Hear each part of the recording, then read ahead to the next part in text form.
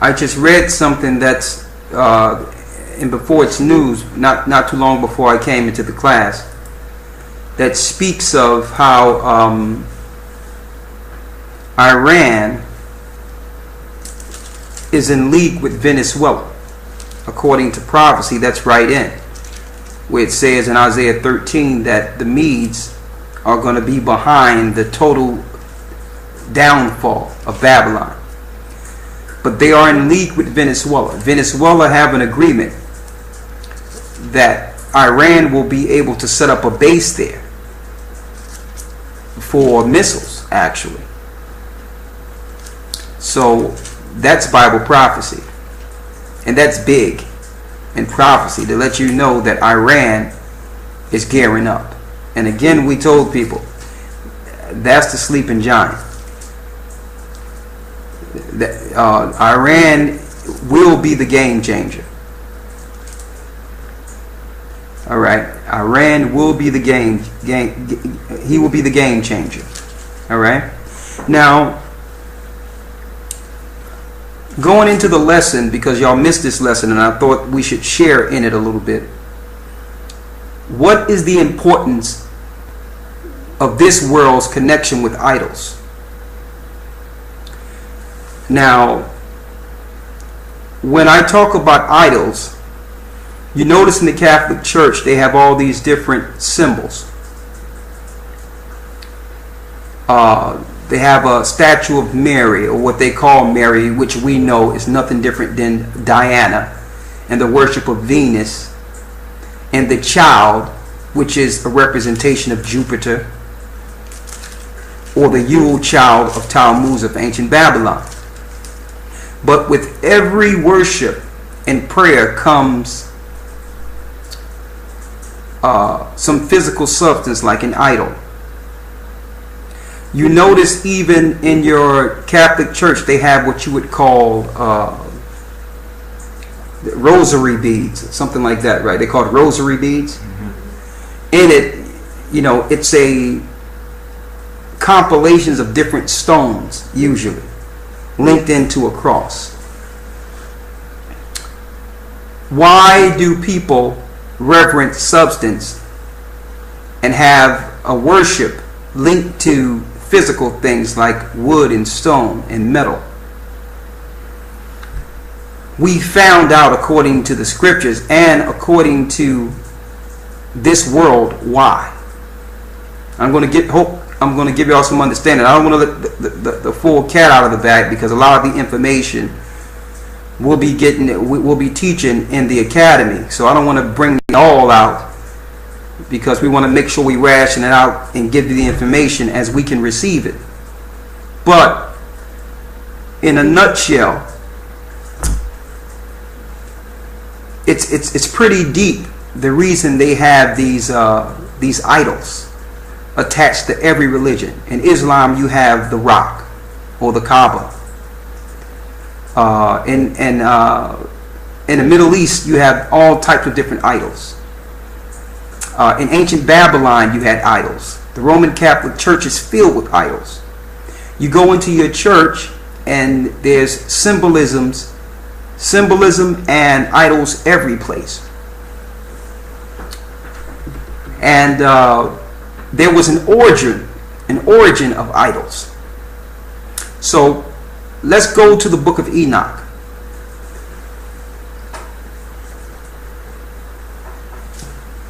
We're going into the book of Enoch. And then I'll take you into the Bible and the Apocrypha to show you why the nations deal with idols. What's significant, and why people cannot physically let their superstition and their idols go. And don't forget, Abraham himself, his father Terah was an idolater. Alright? So I'm going to show you, according to scripture, why people hold dear to substance. See, it tells us in the commandments, Exodus 20, that thou shalt not have no other God before the Most High. And he explicitly told his people not to make unto them anything that's in the heaven above or the earth beneath. There was a reason for that. What was the spiritual implication of that? Why did the Most High want Israel to stay away from those practices? We'll show you. Why is it that when it comes to substance, be it your ring or your earrings or your jewelry, why do you call it precious? Why do you hold dear to these things as if they have life and value material more than life itself? What is your spiritual connection to these things?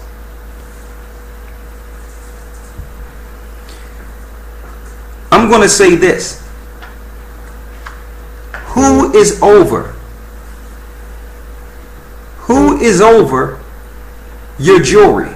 What people is actually bringing jewelry to you? Why do they promote jewelry? Why this time of year, especially during the time of Christmas? Everything you see is about adoring jewelry. Jewelry itself, Jewry. Links directly to the Jewish wizards. Back in old time, there was people who knew how to trap spirits in material. They would trap a genie, or what you would call in the Middle East a jinn. But they needed physical substance to do it. So you need something. You need earthy clay. You need something that's made of the Most High substance to hold these spirits with different incantations. This practice has been known through the Illuminati powers. That's why they do with their symbolisms and they build their statues. This practice goes back to ancient Babylon, how to control spirits. And these Jewish powers are not just cutting diamonds. What they're doing, they're praying spirits in a lot of these materials and selling them to you. And you're making unto yourselves idols. But they promote it innocently. It's an innocent promotion, but really you're being controlled by a spirit. There's nothing more precious than the Most High's creation, than what He created, man.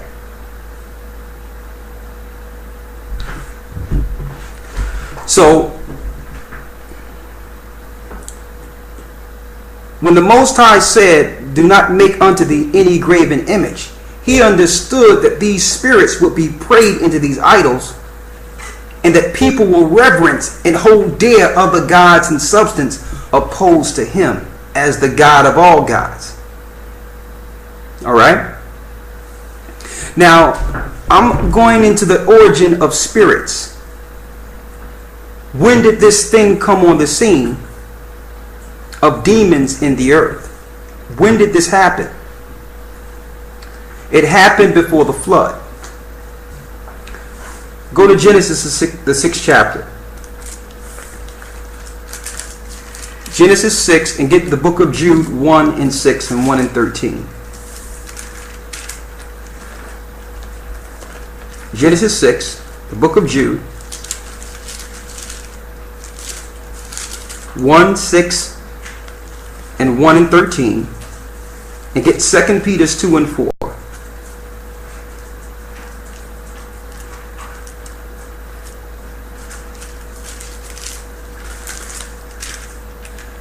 You have it?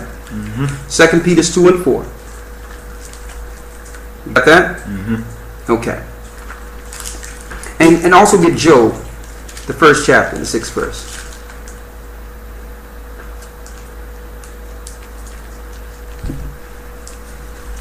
We wrestle not with flesh and blood. These Jewish powers are sorcerers. This is what you didn't know.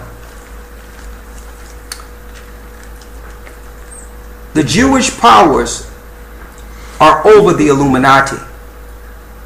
Their secret credo, like I've mentioned the other day in class, their secret credo is to continue their father's Esau's oath he made in Genesis.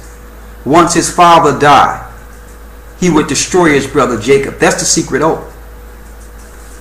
And that's what they're teaching with the genocide program. The only difference is it's a war being waged against Israel, and Israel don't know who they are. Therefore, they don't know that they're being warred against. So we need to get the origin of this. These people that are over the world, over the bank system, over your thought, over your education, over your religion, that own your banks, these people are sorcerers. You notice their movies, they push sorcery big time. Gandalf, Lords of the Rings, Harry Potter, these wizards. They have many wizards. I know a lot of you think that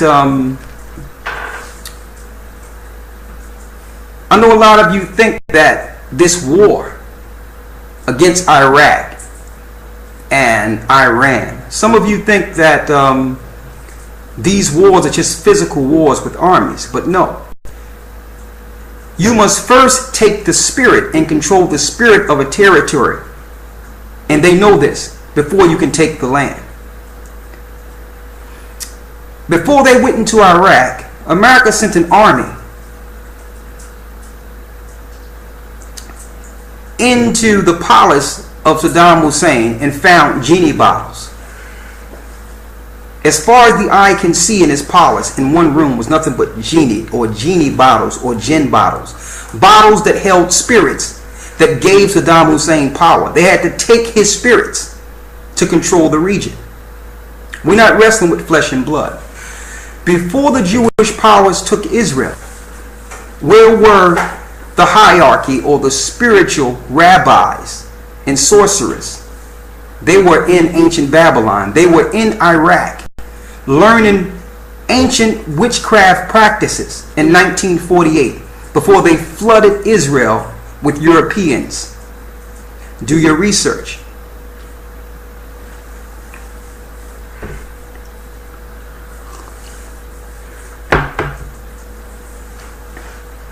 They've cast a spell on the world. They have cast a spell. Why?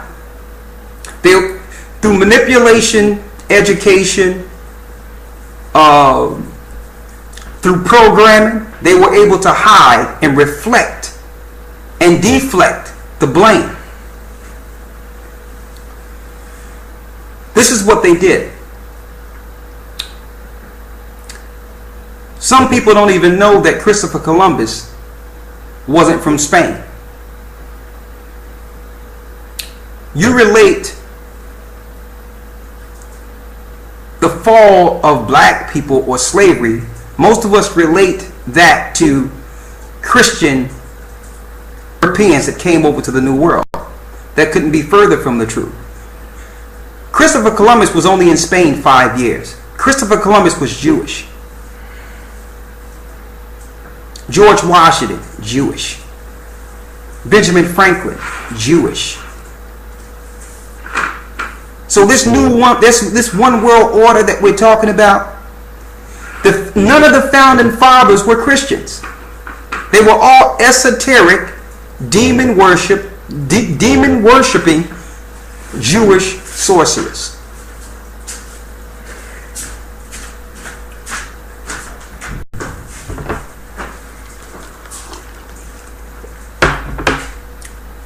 But through Hollywood, now Hollywood is an interesting word because that's the wood the Druids used in Europe to make magic wands and cast spells on people. So through Hollywood, they made you believe what they wanted you to believe while they control the earth through sorcery and witchcraft. Alright? So, I need y'all to bear with me. Hold your comments so I can go into this. How did they get their power? What is the origin of the spirits that they are in league with right now? Let's go into it. We have to go into the beginning. Go to Genesis 6 and 1. Read. Genesis chapter 6 verse 1. And it came to pass, when men began to multiply on the face of the earth. When men began to multiply on the face of the earth, read. And daughters were born unto them. These are people having daughters. Go ahead. That the sons of God saw the daughters of men, that they were fair, and they took them wives of all which they chose. So they went and took them wives and did what? And the Lord said, My spirit shall not always strive with man, for that he is also flesh. Yet his days shall be 120 years. Go ahead. There were giants in the earth in those days. There were giants in the earth in those days. Giants is Nephilim. There was Nephilim. Where did the Nephilim come from? The Nephilim came from the mixture of the daughters of men with angels, who are called in this chapter the sons of God. Read.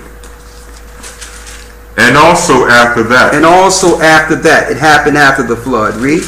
When the sons of God came into the daughters of men, and they bare children to them, the same became mighty men, which were of old, men of renown. Men of renown, giants, titans. They were like gods on earth. This is the origin of your gods. This is your Greek mythology.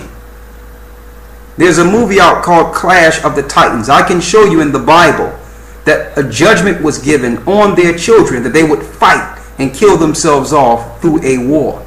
That's your Clash of the Titans. All these animals that you see in these movies were real. Before the flood, the Most High flooded the earth because of the splicing of animals. Because if he didn't stop these new hybrid beings, men would be consumed. People would be consumed. And these same sorcerers that are in the earth today are trying to use legislation and technology to do today like they did during the days of Noah. The mixture of people, DNA, making alternative animals. They're doing the same thing today to kill off the Most High's creation. How do we know that these sons of gods in Genesis 6 are angels? Let's read the book of Job 1 and start at the 6th verse. Job chapter 1 verse 6. Now there was a day when the sons of God came to present themselves before the Most High. Go ahead. And Satan came also among them. And Satan came also among them. Go ahead. And the Lord said unto Satan, Whence comest thou? Where are you coming from? Go then ahead. Satan answered the Most High and said, From going to and fro in the earth. I was just in the earth to show you every sundown the angels report to the Most High. And at that time, Satan, the fallen angel Lucifer, who turned Satan, was able to go before the throne and report to the Most High. So the sons of God are angels. Okay? That's in the spiritual plane. We're the sons of God on the terrestrial plane. The sons of God you read of in Genesis 6 are the what they would call extraterrestrial, coming down to deal with the terrestrial. Okay? Now, let's go to 1 Peter 2 and 4. 2 Peter 2 and 4. Read it. 2 Peter chapter 2 verse 4. For if the Most High spared not the angels that sinned. If the Most High spared not the angels that sinned, what was their sin? Their sin was coming down to the earth, posing as some of these women's husbands too. It'll tell you that in the book of Jubilees. And sleeping with women and bearing children. Read. For if the Most High spared not the angels that sinned, but cast them down to hell. But cast them down to hell. We know that they are in hell. The angels that did this are bound. Go ahead. And delivered them into chains of darkness. And he delivered them into chains of darkness. Go ahead. To be reserved unto judgment. To be reserved unto judgment. So the angels that did this are the fathers of demons. And I'm going to prove that. They are the fathers of demons. Go to the book of Jude, the 1st chapter and the 6th verse. Jude, chapter 1, verse 6. Read it. And the angels, which kept not their first estate. The angels which kept not their first estate. Their first estate was the heavens. That's where they lived. Estate is habitation. Read. But left their own habitation. Go ahead. He have reserved in everlasting chains. Now they're in everlasting chains until judgment. Read. Under darkness unto the judgment of the great day. Until the judgment of the great day. Until after the 1,000-year reign of Christ. Then they'll be judged. That's why it tell you in the book of Corinthians, know ye not that ye shall judge angels? What angels? At the very end, the elect will judge the fallen angels that are still fallen unto this day. Like Enoch judged the fallen angels before the flood.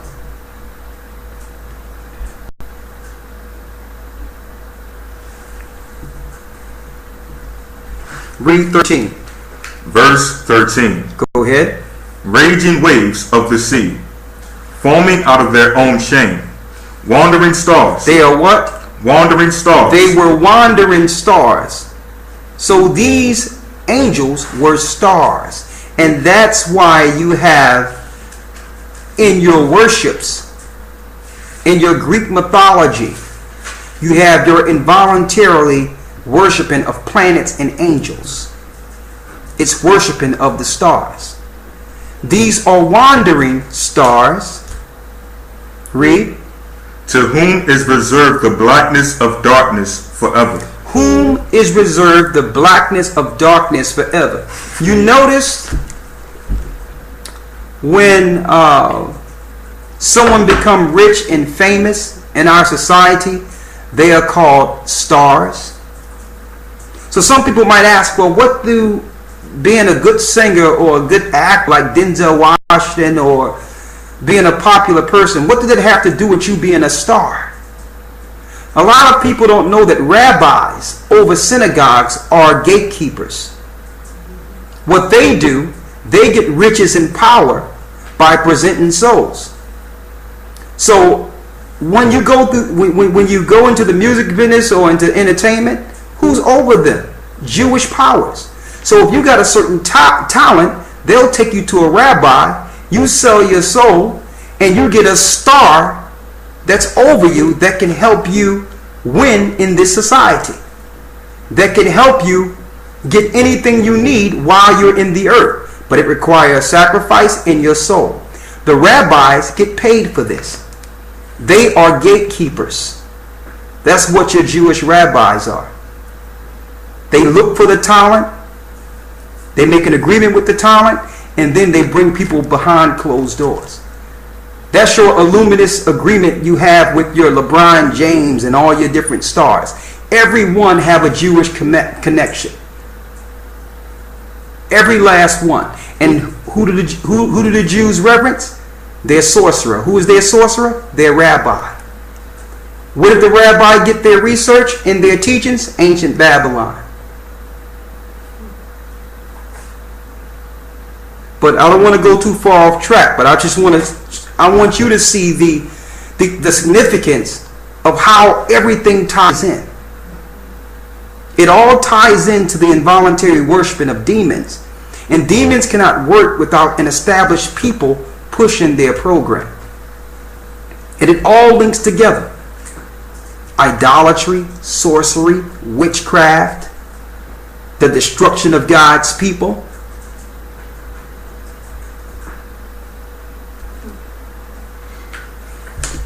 Finish reading. Verse 14.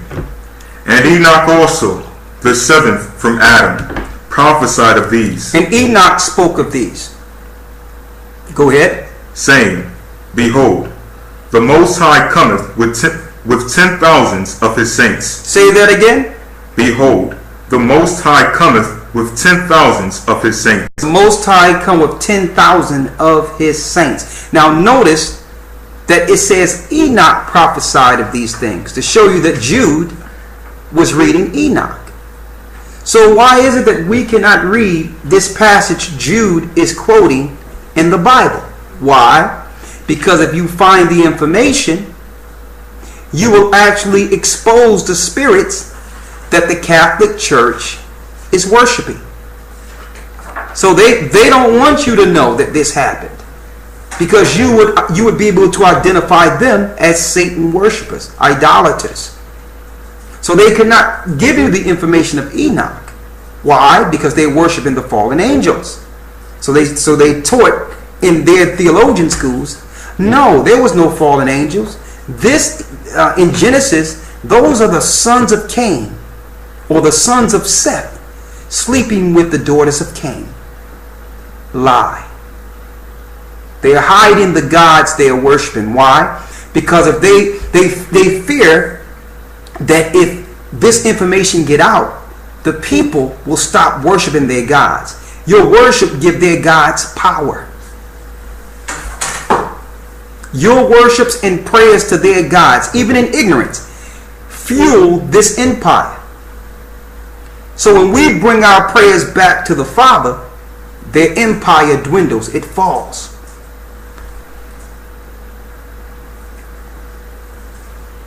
Read. Verse 15. Read it again. Verse 14. And Enoch also, the seventh from Adam, prophesied of these. So what did Enoch prophesy? Saying, Behold, the Most High cometh with 10,000s of his saints. The Most High cometh with 10,000 of his saints. Read. To execute judgment upon all. To execute judgment upon all. Go ahead. And to convince all that are ungodly among them of all their ungodly deeds, which they have ungodly committed, and all their hard speeches, which ungodly sinners have spoken against him. Now I need you to read that same passage in the book of Enoch. Give them the chapter and verse in Enoch.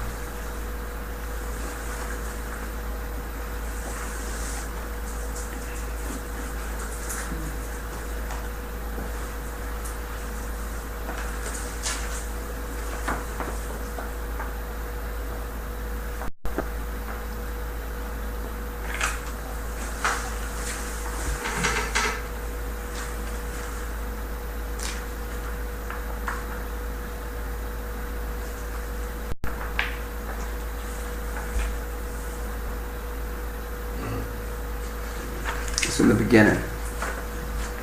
I got it.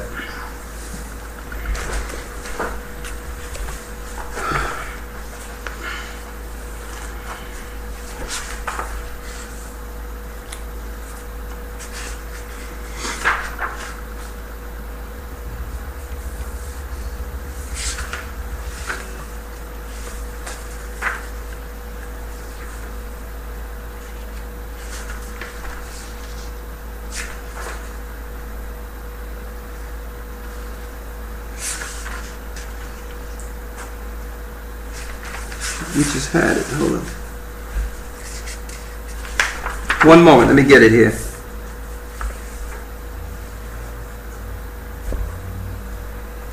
Right here.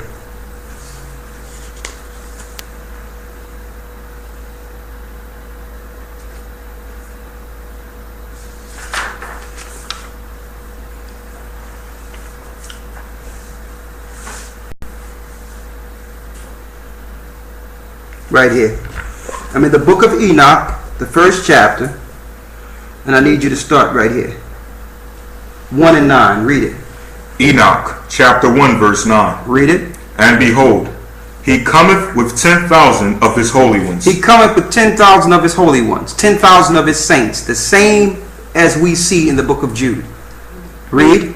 To execute judgment upon all. To execute judgment upon all. This is what Jude was reading. Go ahead. And to destroy all the ungodly, and to convict all flesh of all the works of their ungodliness. Go ahead. Which they have ungodly committed, and of all the hard things which ungodly sinners have spoken against him.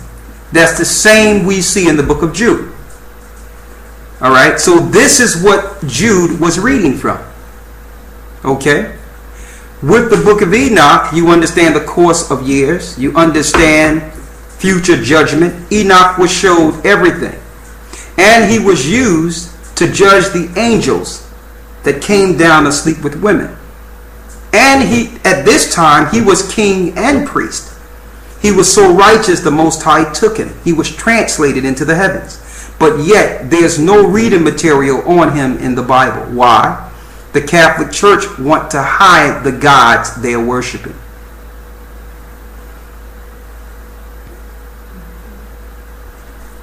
Let's go to the book of Enoch, the 6th chapter. Enoch, chapter 6, verse 1. Start at the first verse. Read it. Enoch, chapter 6, verse 1. And it came to pass when the children of men had multiplied that in those days were born unto them beautiful and comely daughters. Read it again. And it came to pass when the children of men had multiplied that in those days were born unto them beautiful and comely daughters. It was born unto them beautiful and comely daughters. Read. And the angels, the children of the heaven. And the angels, the children of the heaven, to show you they're the Most High sons also. Read. Saw and lusted after them. They looked down and lusted after the women. See, and that's why it tells us in the book of Corinthians, the 11th chapter, that a woman should keep her head covered because of the angel. Why? Because the angels were enticed before the flood and sin came into the earth. Same exact thing. We're in the book of Enoch 6 and 1. Read. And the angels, the children of the heaven, saw and lusted after them, and said to one another, Come, let us choose us wives from among the children of men. Let us choose us wives from among the children of men.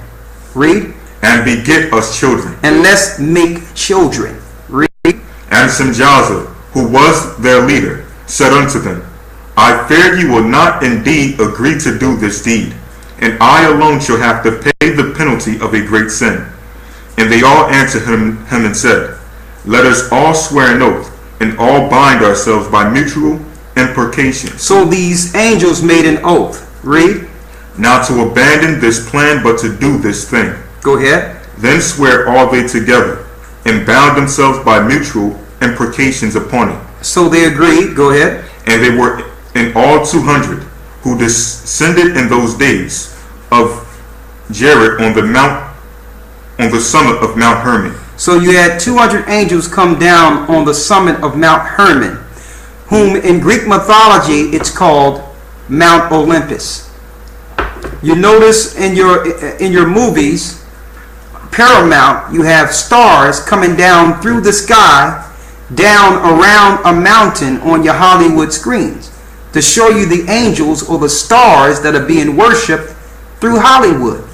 These are the stars that the Jewish powers are worshiping, or the gods they're worshiping.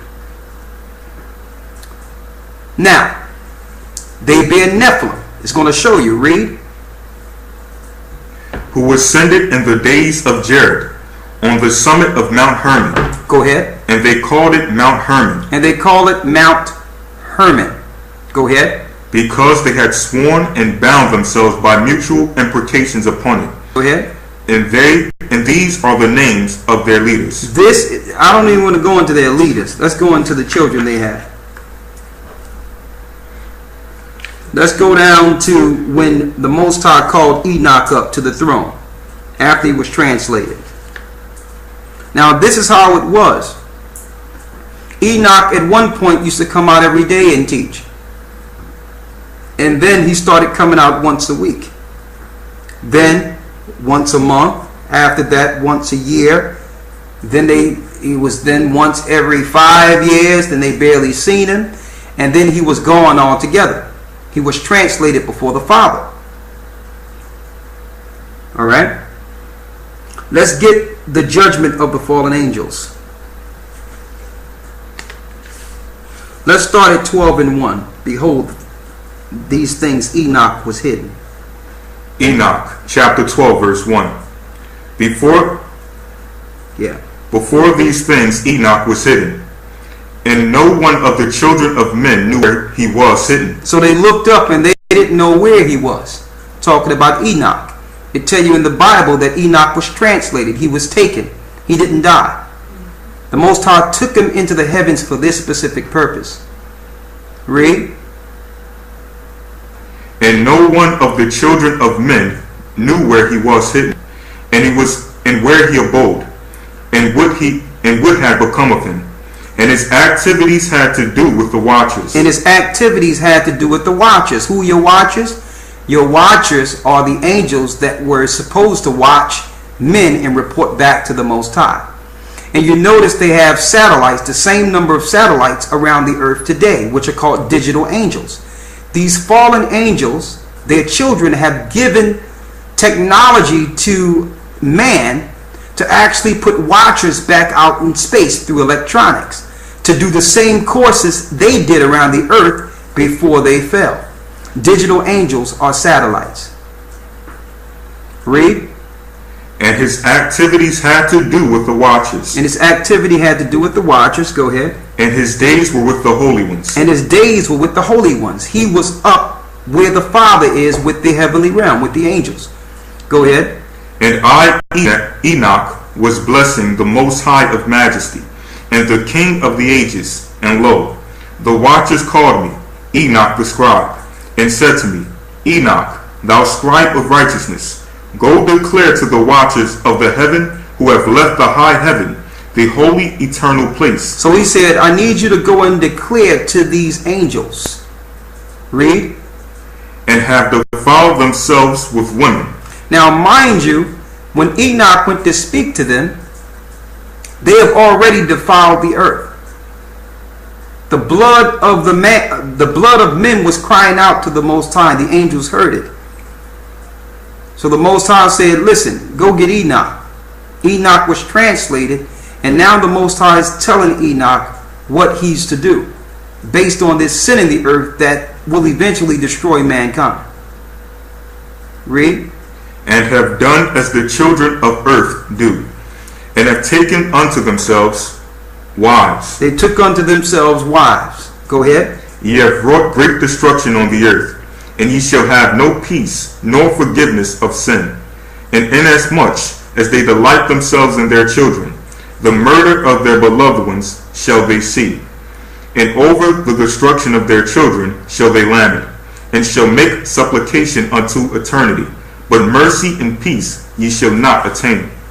And Enoch went out and said, Azazel, thou shalt have no peace. He told Azazel, thou shalt have no peace. Read.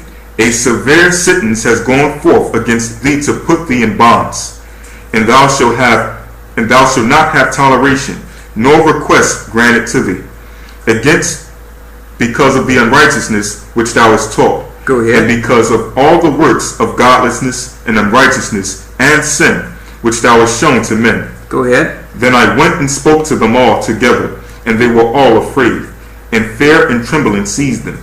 And they besought me to draw up a petition for them, that they might find forgiveness. So they wanted Enoch to go plead the cause for them before the Most High, asking the Most High to forgive them and allow them entrance back into the heavenly realm. Read. And they besought me to draw up a petition for them, that they might find forgiveness, and to read their petition in the presence of the Lord of heaven. Go ahead. And from thenceforward they could not speak with him, nor lift up their eyes to the heaven for shame of their sins, for they had been condemned. Then I wrote out their petition in prayer in regard to their spirits and their deeds individually. I need you to go straight to the judgment before the Most High.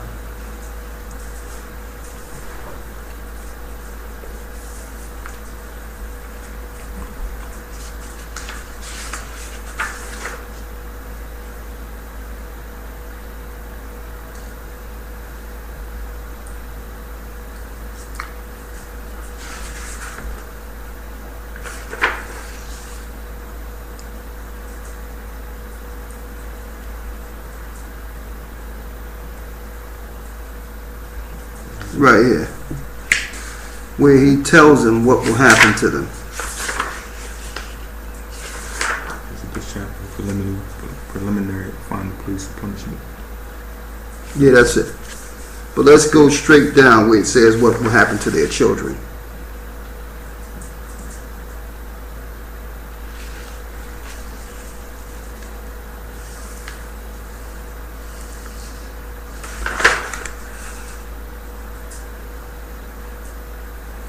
I think that was what you believe.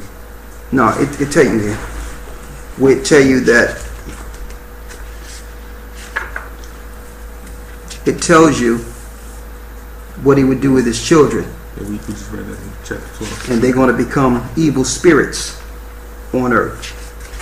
Let me get it. Oh, yeah. That's it right there. Right here. Enoch 15. I need you to go down to, let's start at the first verse, 15 and 1. Read it. Enoch, chapter 15, verse 1. And he answered and said to me, and I heard his voice, Fear not, Enoch, thou righteous man and scribe of righteousness. Approach hither and hear my voice. So the Most High, Ahiah, told him to go before the throne and hear his voice. Read. And go say to the watchers of heaven, who have sent thee to intercede for them. Go ahead. Ye should intercede for men, and not men for you. He said, you should intercede for men, not men for you. So angels are sending petitions to the Most High. When the Most High sent the angels to speak for him to mankind. I'm in Enoch 15. Read. Wherefore have ye left the high, holy, and eternal heaven? Go ahead. And lain with women. And you lain with women. Go ahead. And defiled yourselves with the daughters of men. And you defiled yourselves with the daughters of men. Go ahead. And taken to yourselves wives. And you taken to yourselves wives. Go ahead. And done like the children of earth. And you're operating like the children of earth. Read. And begotten giants as your sons. And that's why you have these inordinate skulls that are found in different burial grounds. These Nephilim had inordinate sized bodies. They had long arms, long legs, big heads. But they try to write that off through science, saying that these were Neanderthals, or, you know, this happened 100 billion years ago, to hide their worships. Read. And though ye were holy, spiritual, living the eternal life, ye have defiled yourselves with the blood of women. Go ahead. And have begotten children with the blood of flesh. And as the children of men have lusted after flesh and blood, as those also who die and perish. Go ahead. Therefore have I given them wives also, that they might impregnate them, and beget children by them, and thus nothing might be wanting to them on earth. But you were formerly spiritual, living the eternal life. Go ahead. And immortal for all generations of the world. Go ahead. And therefore I have not appointed wives for you. Go ahead. For as for the spiritual ones of the heaven, in heaven is their dwelling.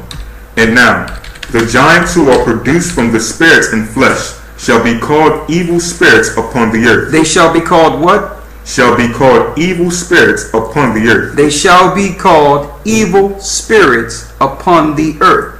So the children of the giants became the demons. That's your origin of demons in the earth. The Nephilim, once they died before the flood, there was no place in the heavenly realm or the bottom of the earth for them, so they had to dwell within the earth. Let's see some of the attributes of these spirits. Read. Evil spirits have proceeded from their bodies. Go ahead. Because they were born from men. Because they were born from men. Go ahead. And from the holy watchers. And from the holy watchers. Is their beginning and primal origin. That's their origin. That's where they began. Read. And heaven shall be their dwelling. They shall be spirits on the earth, and evil spirits shall they be called. As for the spirits of heaven, and heaven shall be their dwelling. Go ahead. But as for the spirits of the earth, which were born upon the earth, on earth shall be their dwelling. And the spirits of the giants afflict. They afflict So here's the spirit of these demons. Afflict, go ahead. Oppress. They oppress people. What else they do? Destroy. They destroy people. What else they do? Attack. They attack. So when all these things are happening, there's a spirit involved. And see, in Christ told us in Matthew the 5th chapter how to combat this. You cannot react when something is being done to you. Because if you react to them, that opens the door for them to come into you. So Christ says, okay, turn the other cheek. Don't do this. When someone is agitating you, you can't react to their flesh because it's a spirit. The spirit will gain entrance and jump in. Alright? They attack, they do battle. What else they do? Do battle and work destruction on the earth. And they work destruction on the earth. Go ahead. And cause trouble. And they cause trouble. Go ahead.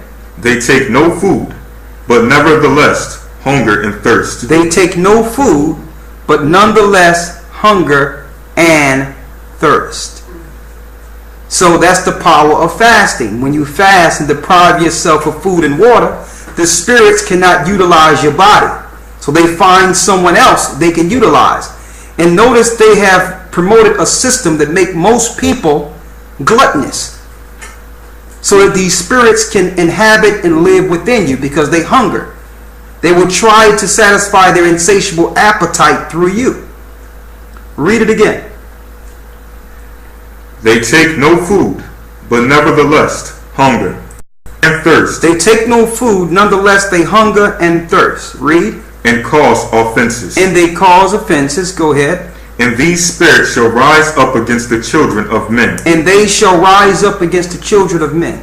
Why? And against the women, because they have proceeded from them.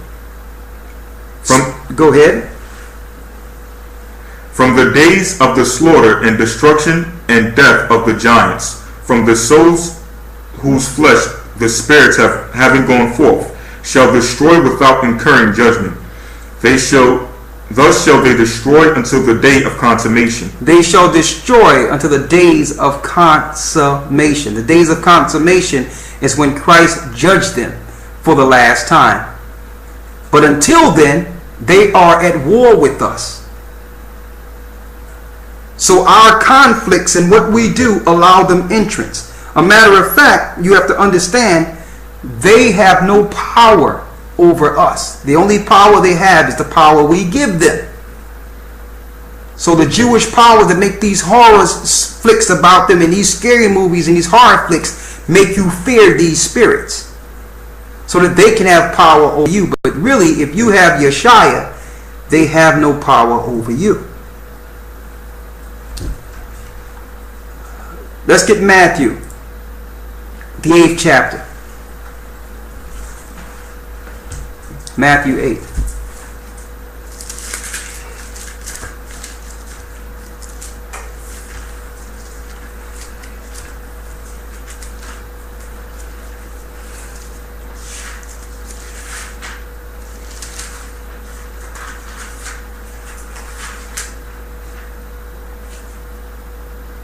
Matthew chapter 8 verse 29. And behold, they cried out saying, what have we to do with thee? Start at the 28th verse. Verse 28. And when he was come to the other side, in the country of the Gergesenes, there met him two possessed with devils. There met him two possessed with devils. It was two men that had these spirits in them. Now, mind you, these spirits are from old time. And these spirits have wisdom and knowledge through time that can actually benefit mankind in wickedness. So that's the reason people deal with familiar spirits, because they want knowledge, they want understanding, they want information from the ancient. These are spirits that people are dealing with, and the Most High told us in the law that we're not to deal with familiar spirits. But why would government, why would powers, why people would like to deal with these spirits? Because they have information. They were from the beginning. They have experience. So these are the powers, these spirits and demons are the powers that our government officials and all those deal with. But this is a man that was possessed, and I want to show you something on this. Read. There met him two possessed with devils. Go ahead. Coming out of the tombs. Coming out of the tombs. Exceeding fierce, so that no man might pass by that way. Go ahead. And behold, they cried out, saying, What have we to do with thee, Yeshua, thou Son of the Most High? So they cried out because they recognized Christ. They thought that Christ was going to deal with them right there, because through Christ's power, through his name, he could have cast them into the abyss where their fathers are. Read. Art thou come hither to torment us before the time? Are you come to torment us before thy time? So even the spirits know they have a certain amount of time to do what they're doing on the earth. So they are actually fearful of Yeshua. They're fearful of those who are in Christ. Now you have two separate situations here. You have a situation in which one under Christ have the power to cast out spirits. And then you have those, like your government officials and your powers, who can do certain things with spirits by making agreements with them. The problem is, through the Christian church, you don't know which is which. You don't know whether or not someone have power to cast out spirits like Christ did, or these are they that have agreement with demons, and demons leave for a time because of the agreement they have with the sorcerer or the person they made the agreement with. Here's an example of that. Give me this the chapter and verse in Acts real quick. And Brother Lawyer looked into this, and it was about the word exorcism. Christ didn't deal with exorcism. Exorcism is something the Catholic Church put into their agreement to deal with spirits.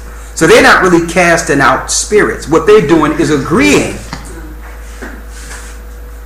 for a purpose to let the demon out for a moment.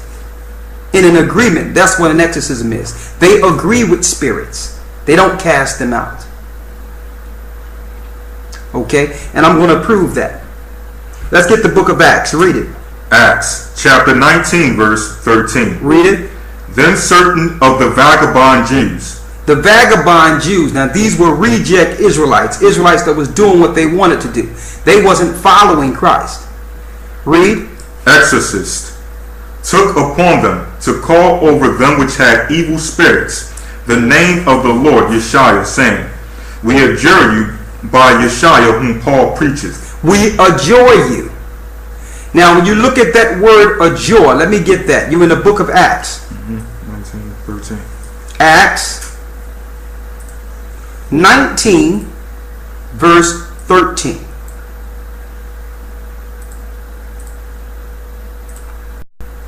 When you look at that word adjure, first let me give you the word exorcist. Exorcist means one to bind by an oath. That's an agreement. That's not you actually casting something out. So this is your illuminate powers in your governments have agreement with demons, and you think they have power, but it's actually an agreement to play a trick on the populace to make you think that they are under Christ. It says exorcist is an oath or a spell. That is an exorcism. So they use magic to so-called cast out spirits in your churches. They agree with spirits. It says here, took upon them to call over them which had evil spirits the name of the Most High. The name of Yeshua, saying, we adjure. That word adjure means to put an oath, to make or swear, or to solemnly enjoin. Christ wasn't agreeing with no spirits. Paul wasn't agreeing with spirits. The exorcism is an agreement so that the spirit can leave, so that the people can be tricked into believing that their preacher or pastor have power. But behind closed doors, they are doing rituals. Finish reading. We're going to prove that. We adjure you by Yeshua whom Paul preacheth. Go ahead. Verse 14. And there were 7 sons of Sceva, of one Sceva, a Jew, and the chief of the priests, which did so. Go ahead. And the evil spirit answered and said, Yeshua I know. The evil spirit said, hold up, I know Christ. I know Yeshua. Read. And Paul I know. I know Paul. But who are ye? But who are you? Read. Verse 16. And the man in whom the evil spirit was leaped on them. And the man in whom the evil spirit was leaped on them. So the evil spirit came out of the man they was actually doing their agreement with and jumped in them. Why? You cannot make agreement with these spirits. They'll stick around. Christ had the power to bind them or to cast them wherever he would like. You understand? He didn't make an agreement with them. Go back to Matthew. So an exorcism is an actual agreement. Like, here's an example. Just say the Pope have an agreement with Satan, because we know he do. Because he's dealing with the high spirit, all the other spirits that are under Satan, he can agree to actually have that spirit move out of a person, to play a trick on the world. That's the strong delusion. That's one of the strong delusions. When really it was an agreement to deceive the people so that the people can look at the miracles and stay within the church, or what they perceive as a miracle. But really it's an illusion. Smoke and mirrors. All right? Go back to the place you left off at in Matthew. Matthew chapter 8 verse 29. Read. And behold, they cried out saying, What have we to do with thee, Yeshua, thou Son of the Most High? What have we to do with thee, Yeshua, Son of the Most High? Go ahead. Art thou come hither to torment us before the time? Have you come to torment us before thy time? Read. And there was a good way off from them, and herd of many swine feeding. So the devils besought him, saying, If thou cast us out, suffer us to go away into the herd of swine. So he said, listen, if you cast us out, cause us to go into the herd of swine, proving that spirits can actually go into other living beings. What happened after that? Read. And he said unto them. Now, why did the spirits want to be cast into the swine? Let's see. Read. And he said unto them, Go. And when they were come out, they went into the herd of swine. And behold, the whole herd of swine ran violently down a steep place into the sea, and perished in the waters. So the pigs died in the water. So what did the demons want? What did the spirits want? Why did they want the pigs? So that they can kill the pigs and get loose and go back and find other bodies. So it proved that they can actually go into animals for a time. But their preference, like it says in Enoch, is to deal with people, to cause things to happen within people. So he said, well, okay. He knew that Christ wasn't going to cast them into another person. Christ was going to banish them into hell. So they said, listen, cast us into the swine so that they can get loose again. They killed the swine, and now they're loose to go around and to continue their attacks against mankind. This is what goes on. Spirits can also use animals for a time. Now, going back to idolatry and how this all links in. Nimrod, and it's in the 2 Babylons, had an agreement with Satan. He found technology. He said, listen, in order for us to do this, we have to put in a system to control the people. So Nimrod got the idea of the building of cities from Satan. Because that way you can count the people, you can program the people. You can give them traditions. You can actually concentrate on controlling a society. You can't control a society if they are spread out and are not influenced by one idea. So Satan gave him the understanding in ancient Babylon that in order to control the people, you must first make cities. Now, let's get in the Apocrypha where it tell you the nations have rulers.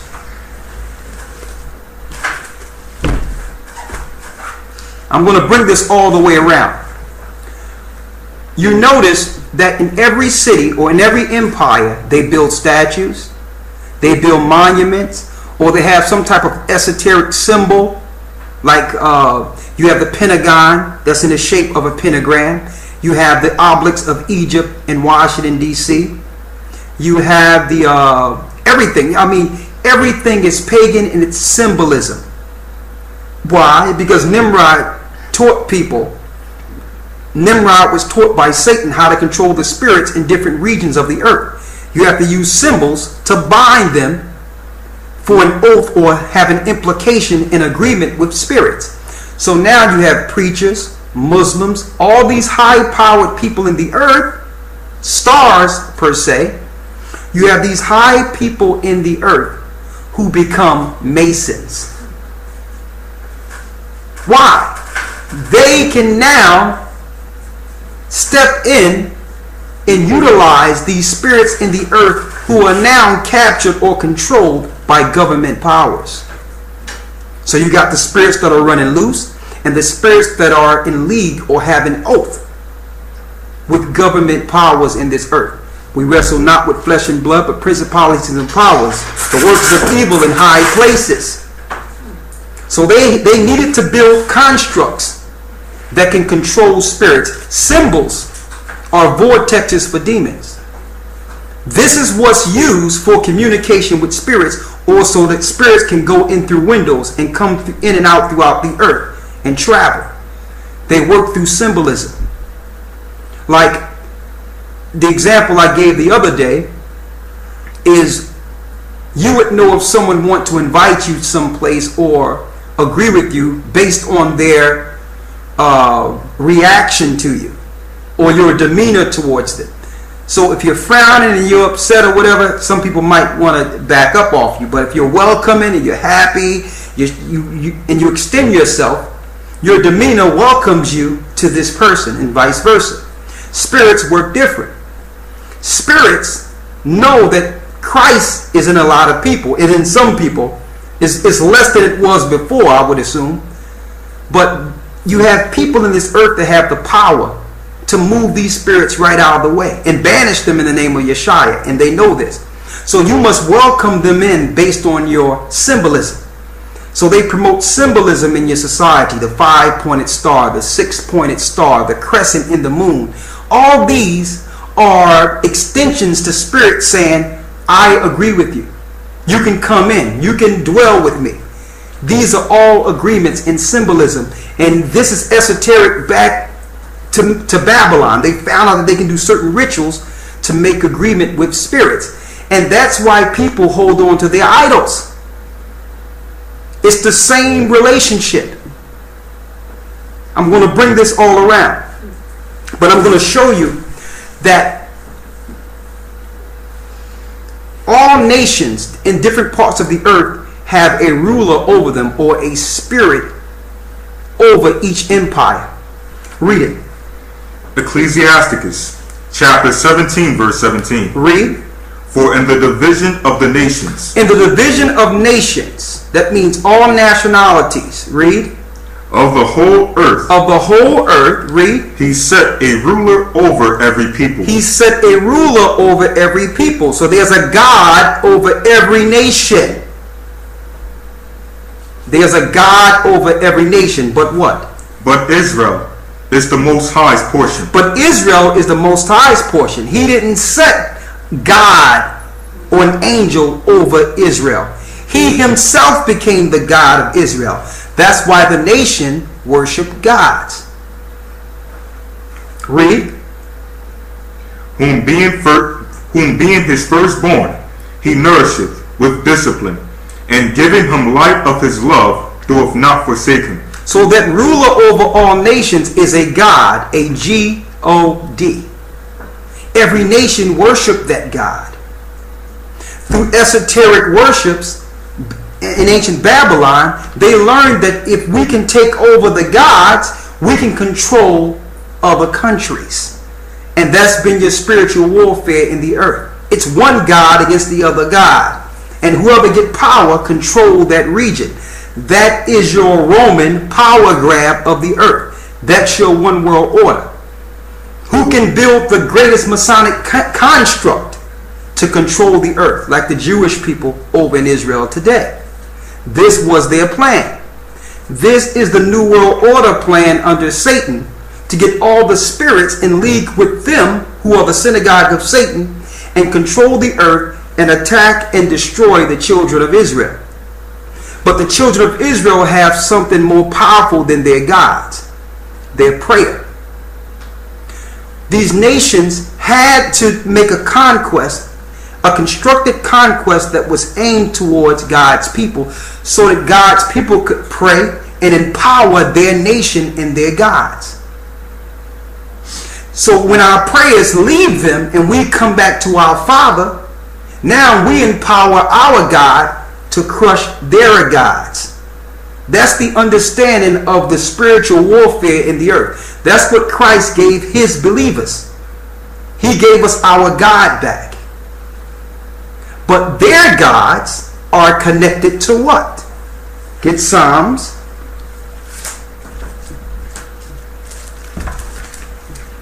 It's a full lesson. There's other things I want to go into. I can't hit it all, but I want to show you something.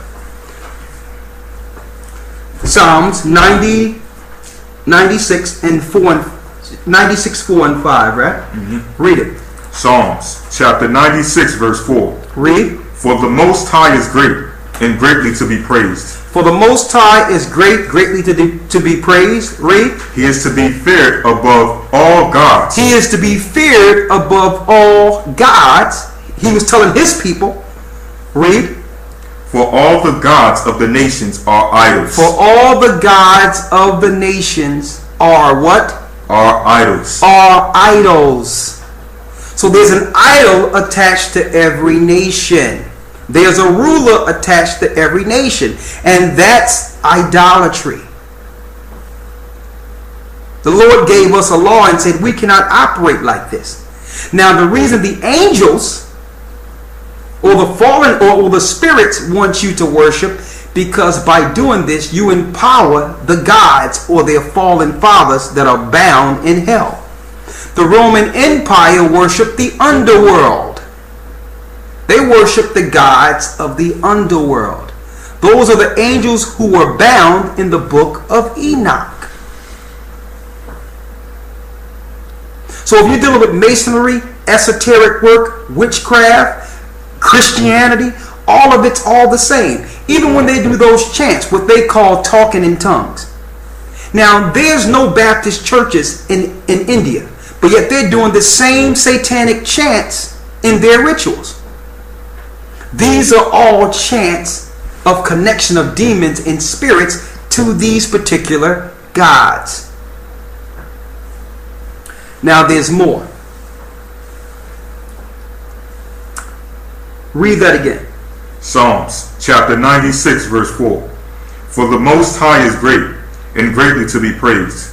He is to be feared above all gods. He is to be feared above all gods. Now gods are being worshipped in this earth. The nations are worshiping gods. Read. Verse 5. For all the gods of the nations are idols. They are what? Are idols. They are idols. There's an idol connected to every nation. And the children of Israel are not supposed to deal with these idols. Read. But the Most High made the heavens. But the Most High made the heavens. Now there's something else. In order, like I mentioned earlier, in order for them to take down the earth, they must first take down the power or the God being dealt with in any particular area. And you notice when they go there, the nations are dealing with symbols, So why would people need symbols or a shape of something? A lot of these spirits go into these particular idols and deal with people. They need substance. They need something of the earth that was created to abode. Okay? Now, our foreparents in old time understood this. That's the reason if they went into a house or a place where someone else used to live, they would throw out all the things that was in the house before they came and start over with their things. Why? Because you don't know if someone prayed a spirit or a god or a demon in certain things. So these idols are connected with spirits living and actually abiding in these different stones, in these statues. That's the reason people hold these things dear to themselves. It could be in their trinkets, it could be in their earrings, it could be in, I mean it's nothing. It's nothing but an idol. But there's demons connected to it, and these demons give power in this earth. It's what you would call good luck charms. What they call a charm. Okay? So what I'm talking about is real. This is what happens within the earth. So the Most High is calling us to separate ourselves from idols. Pictures that's idolized, statues. And I'm going to tell you, our people, I'm talking about black people right now, are some of the biggest idolaters on earth. Mm-hmm. We'll go into a shop and think we're getting some Afrocentric artifact. You have this big black ugly mask with hair right off, and you'll put it on your wall and don't know that a voodoo preacher probably prayed a spirit over it. Or you'll get a statue of a jackal, of a jackal from Egypt, or some type of artifact that you think is art. The Roman Empire are hiding their idolatry through art. It's straight idolatry, and 9 times out of 10, you're bringing a demon or spirit in your house. This is how they do it.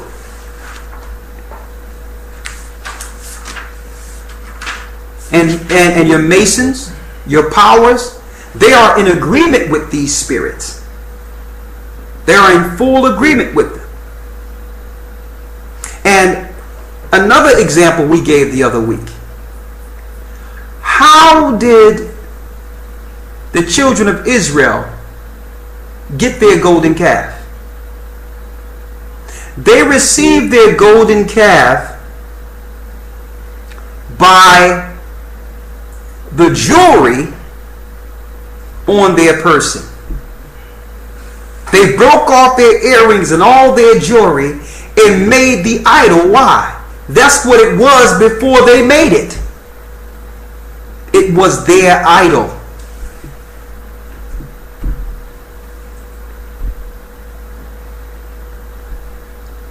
The Most High says we're not supposed to covet any substance. Now, I'm not saying that people shouldn't wear what they want to wear. I'm just showing you that we cannot look into things more than what they are. They're nothing. They're only what we give to it by making it precious and idolizing it and turning those things into a god. There's some other scriptures on idolatry I wanted to go into, but I just wanted to hit that because that's one of the commandments written of in the Bible. That thou shalt have no other God before thee. And idolatry is looked down upon all through the Bible. Our people have become great idolaters in the northern kingdom. Oh my goodness. Mm-hmm. You have the North American Indians who make totem poles talking about their ancestors linking back to fallen angels. You have the Indian tribes, all of them are Catholic. The Spanish or Latino tribes are dealing with all types of witchcraft. We need to leave those Catholic churches altogether. Put down those beads, put down those crosses, put down every part of idolatry that we've learned in our satanic slavery system and come back to the Most High God. All right. With that, we're going to conclude this until tomorrow. And I'll open it up for questions. But I wanted to show you the connection between the Illuminist powers. One other thing I wanted to bring out. Dan. All of Dan, and I'm going to bring this out once this book is finished and all that. We're going to bring this out for you. And we're going to teach it in our classes, some of the private classes. All of Dan did not go into Israel. All right, after the fall of Egypt. That's the reason when you look at Dan, who was not too far from Mount Seir, Dan had a smaller portion of Israel or Canaan than any other tribe. They were the smallest. Not because they were the smallest in number, all of them did not go into Israel. There was a faction, a large faction of them that went out. It tell you in Jasher that certain times Dan wasn't mentioned in the Exodus. Why? Because a lot of them got on boats and went over into Greece. And they became the Spartans. So when you look at 300 in Sparta, those were Dan. We're going to bring this all out.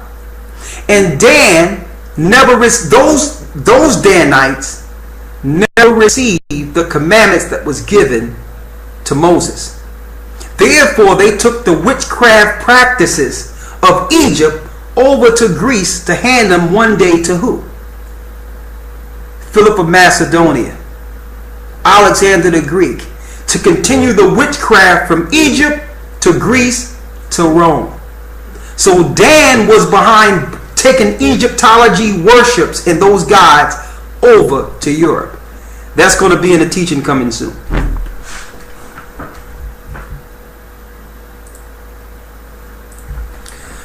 All right. Let me stop that. One moment before we answer questions. I just read something that's and before it's news, not too long before I came into the class, that speaks of how Iran is in league with Venezuela, according to prophecy. That's right in where it says in Isaiah 13 that the Medes are going to be behind the total downfall of Babylon. But they are in league with Venezuela. Venezuela have an agreement that Iran will be able to set up a base there for missiles, actually. So that's Bible prophecy. And that's big in prophecy to let you know that Iran is gearing up. And again, we told people that's the sleeping giant. Iran will be the game changer. All right, Iran will be the he will be the game changer.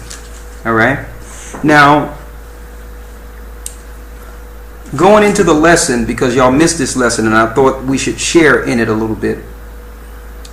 What is the importance of this world's connection with idols?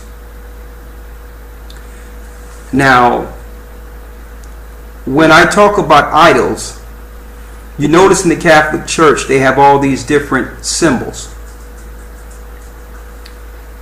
They have a statue of Mary, or what they call Mary, which we know is nothing different than Diana, and the worship of Venus, and the child, which is a representation of Jupiter, or the Yule child of Tammuz of ancient Babylon.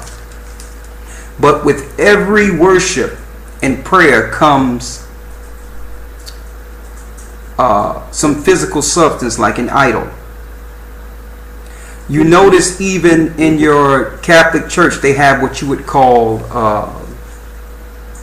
rosary beads, something like that, right? They call it rosary beads. Mm-hmm. In it, you know, it's a compilations of different stones, usually linked into a cross. Why do people reverence substance being waged against Israel, and Israel don't know who they are? Therefore, they don't know that they're being warred against. So we need to get the origin of this. These people that are over the world, over the bank system, over your thought, over your education, over your religion, that own your banks, these people are sorcerers. You notice their movies, they push sorcery big time. Gandalf, Lords of the Rings, Harry Potter, these wizards. They have many wizards. I know a lot of you think that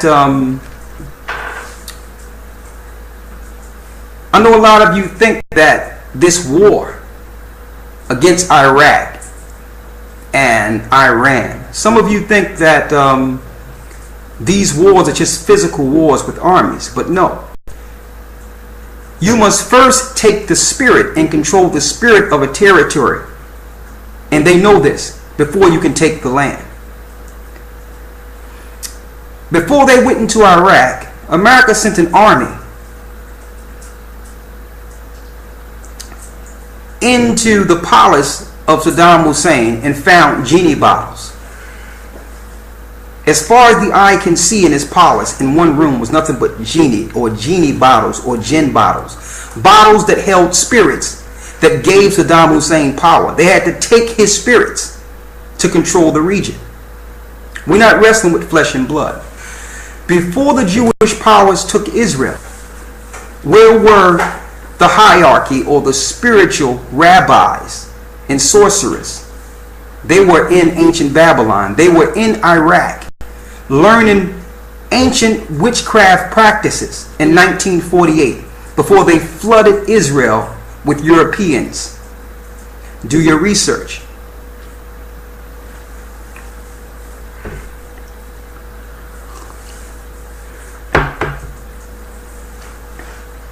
They have cast a spell on the world. They have cast a spell. Why? Through manipulation, education, through programming, by a spirit. There's nothing more precious than the Most High's creation, than what He created, man.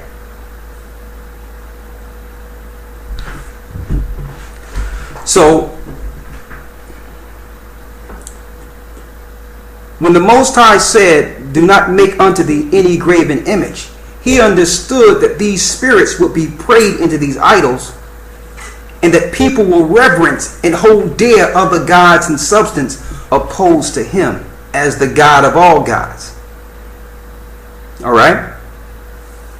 Now, I'm going into the origin of spirits. When did this thing come on the scene of demons in the earth? When did this happen? It happened before the flood. Go to Genesis, the 6th chapter. Genesis 6, and get the book of Jude 1 and 6 and 1 and 13. Genesis 6, the book of Jude, 1, 6, and 1 and 13, and get 2 Peter 2 and 4.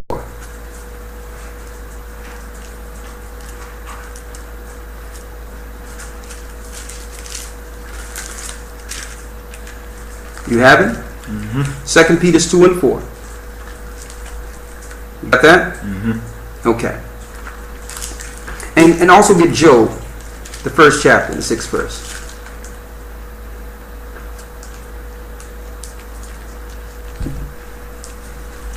We wrestle not with flesh and blood.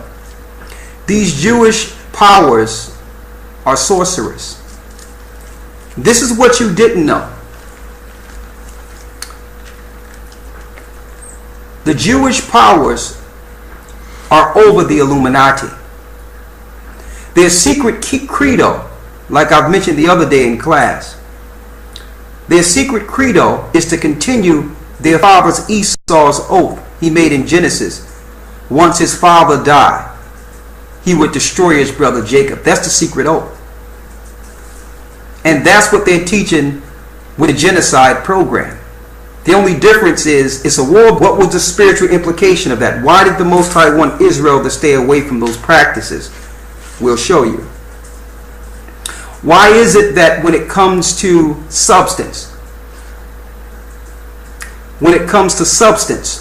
be it your ring or your earrings or your jewelry, why do you call it precious? Why do you hold dear to these things as if they have life and value material more than life itself? What is your spiritual connection to these things?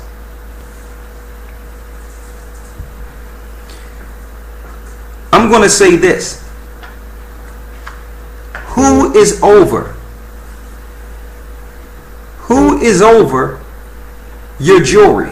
What people is actually bringing jewelry to you? Why do they promote jewelry? Why this time of year, especially during the time of Christmas?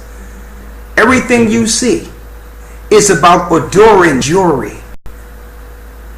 Jewelry itself, Jewry, links directly to the Jewish wizards. Back in old time, there was people who knew how to trap spirits in material. They would trap a genie, or what you would call in the Middle East a jinn. But they needed physical substance to do it. So you need something. You need earthy clay. You need something that's made of the Most High substance to hold these spirits with different incantations. This practice has been known through the Illuminati powers. That's why they deal with their symbolisms and they build their statues. This practice goes back to ancient Babylon, how to control spirits. And these Jewish powers are not just cutting diamonds. What they're doing, they're praying spirits in a lot of these materials and selling them to you.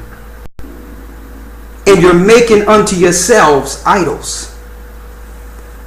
But they promote it innocently. It's an innocent promotion, but really you're being controlled and have a worship linked to physical things like wood and stone and metal. We found out, according to the scriptures and according to this world, why. I'm going to give you all some understanding. I don't want to let the full cat out of the bag, because a lot of the information we'll be teaching in the academy. So I don't want to bring it all out, because we want to make sure we ration it out and give you the information as we can receive it. But in a nutshell, it's pretty deep. The reason they have these idols attached to every religion. In Islam, you have the rock or the Kaaba.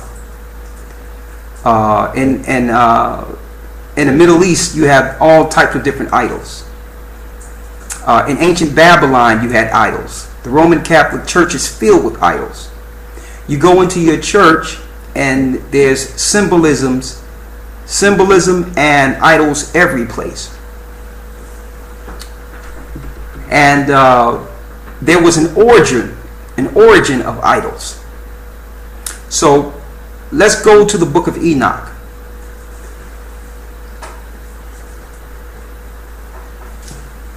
We're going into the book of Enoch.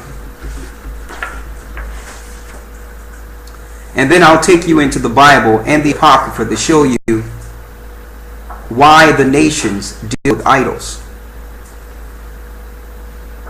What significance and why people cannot physically let their superstition and their idols go. And don't forget, Abraham himself, his father Terah was an idolater. All right.